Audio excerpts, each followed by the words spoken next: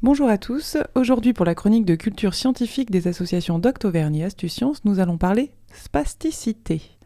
Ce mot vous est sans doute aussi inconnu qu'à nous. Afin de découvrir son sens, nous recevons Ludivine Paris, docteur en activité physique adaptée et santé, revenue de son post-doctorat à l'Université du Québec à Chicoutimi. Bonjour Ludivine. Bonjour. Alors, pouvez-vous nous dire en quelques mots ce qu'est la spasticité ?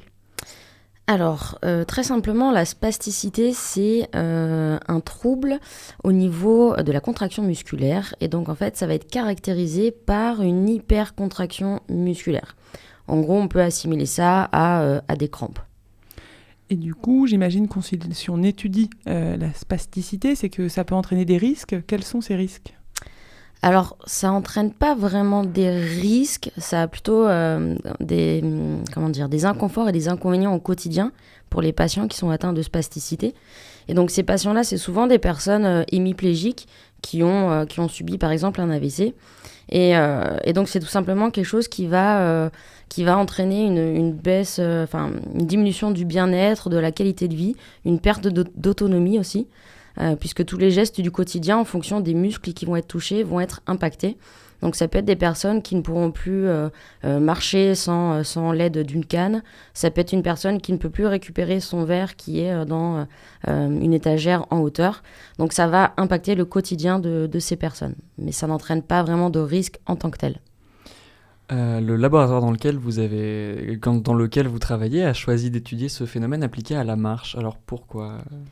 Alors, en fait, la spasticité, c'est un phénomène qu'on dit vélocité dépendant. Donc, en fait, en fonction de la vitesse, la spasticité va être plus ou moins importante. Et donc, au cours de la marche, avec les vitesses différentes de contraction musculaire de l'ensemble des groupes musculaires des jambes, eh bien, ça va entraîner des spasticités plus ou moins importantes. Et donc, tout simplement, aussi, l'évaluation de la spasticité se fait en clinique, dans des conditions bien contrôlées. Sauf que les personnes, la plupart du temps, la spasticité va impacter la vie quotidienne, et la vie quotidienne implique la marche et la tâche fonctionnelle.